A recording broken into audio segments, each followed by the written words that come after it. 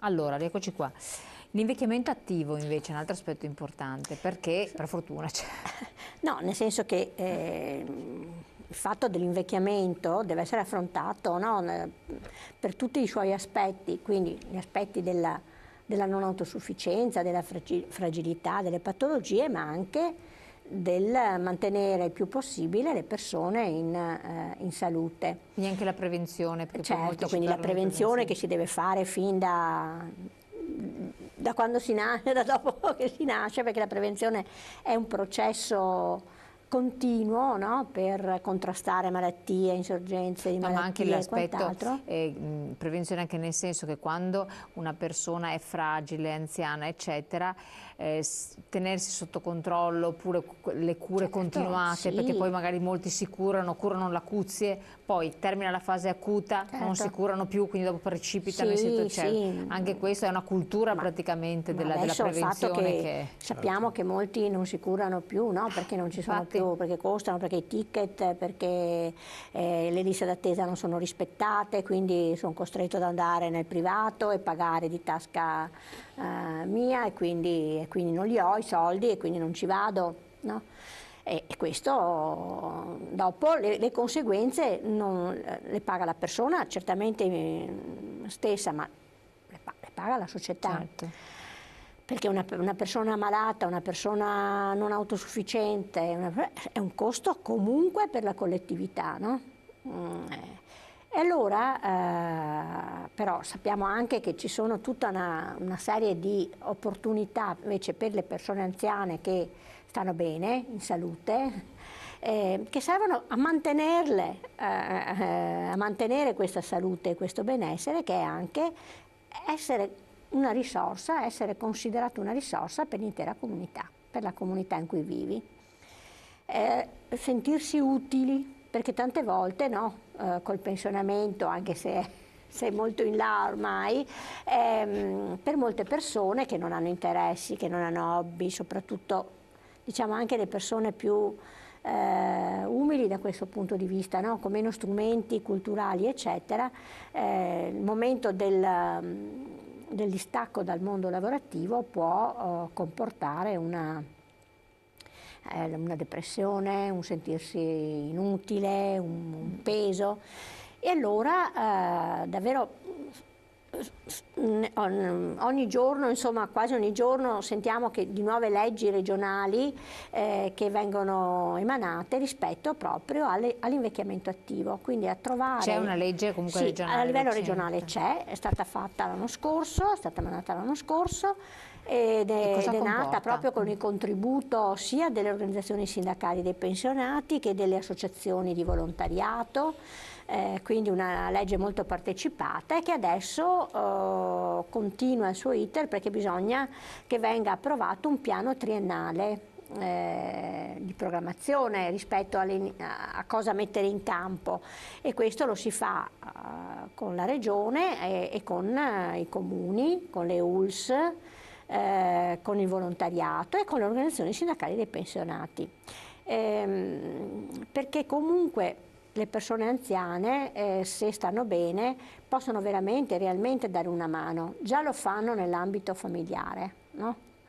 Rispetto alla crisi l'abbiamo visto molto chiaramente quanto il reddito da pensione è servito in qualche modo a non far emergere tutta la drammaticità di quello che ci è successo, no, negli ultimi 10 anni.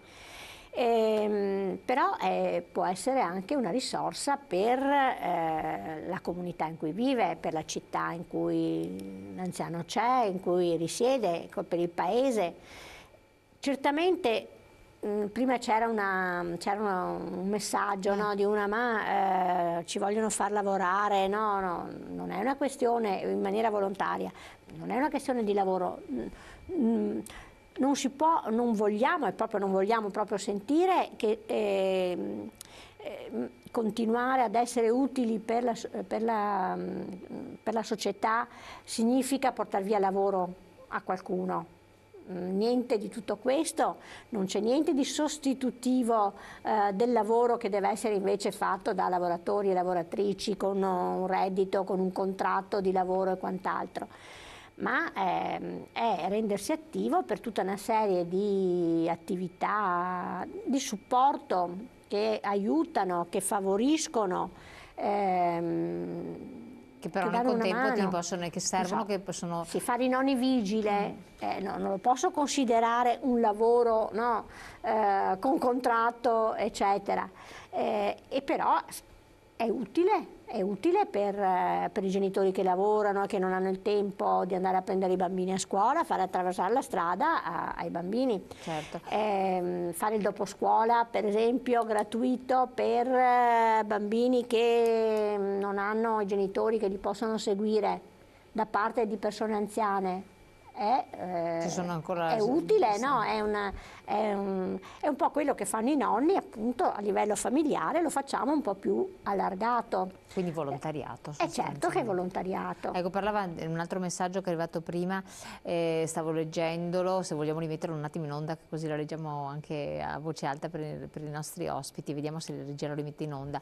Sostanzialmente anche di una cultura che va diffusa, una cultura della qualità della vita, sì. che parte anche dall'alimentazione, che parte dalle scuole, che parte dai più giovani, perché effettivamente se tu conduci una vita smodata, ecco qui, la prevenzione parte dalla famiglia e prosegue nella scuola, ci dovrebbe essere degli obblighi per la tenuta fisica come un'adeguata e continua attività fisica, ma questo non avviene, anzi siamo bombardati di pubblicità alimentare pazzesca, ricca di grassi, Federico da Padova, cioè anche questo, anche la stessa alimentazione, il movimento, tante volte no, abbiamo detto bisogna camminare, bisogna muoversi, eccetera. Invece se dalla scuola, dai più piccoli, dalla famiglia non parte una cultura di aver cura di sé, poi nel 2064 chi è pseudo giovane poi sarà... No? Sì.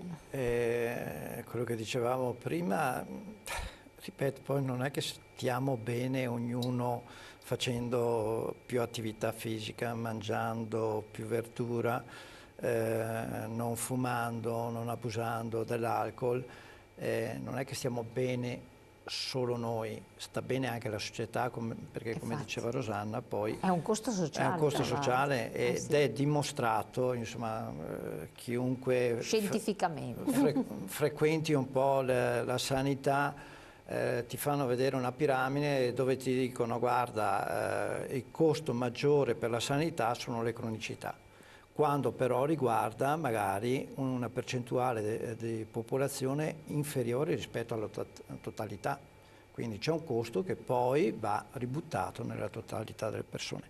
Volevo solo fare una battuta sul lavoro di cura. Sul lavoro di cura, una delle cose che diciamo in questo documento che abbiamo presentato ai partiti politici è che il lavoro di cura deve essere in qualche maniera preso in considerazione fondamentalmente sotto due aspetti. Il primo sotto l'aspetto economico, vuol dire pagare le persone che aiutano il proprio caro a casa? No. Però si può in qualche maniera, si possono aumentare le agevolazioni fiscali, quindi dando un segnale di attenzione rispetto a chi si fa carico di questo tema, diminuendo le tasse, come si fa per tante altre cose.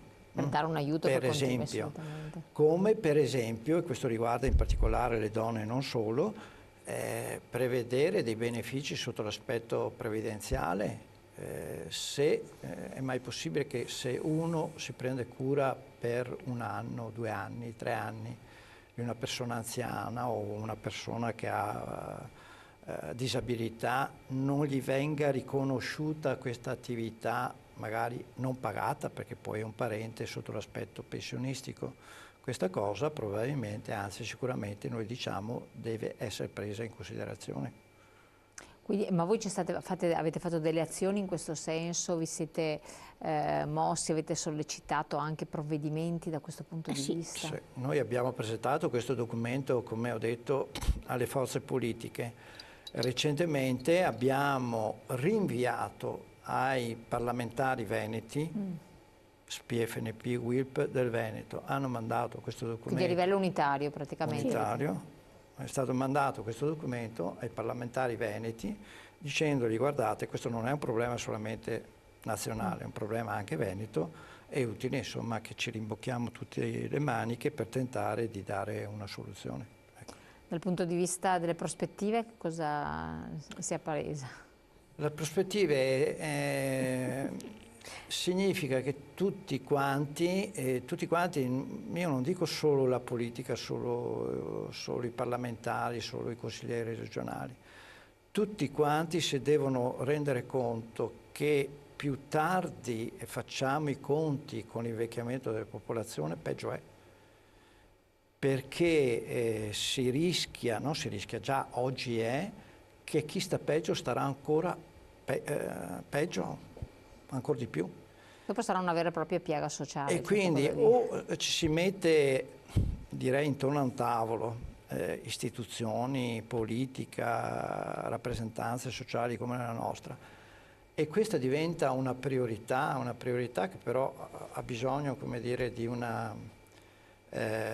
un'idea, di un percorso che debba essere unitario, di una regia, deve essere costruita una regia rispetto a questo tema, perché sennò si corre il rischio di moltiplicare gli interventi e di non risolverlo a monte.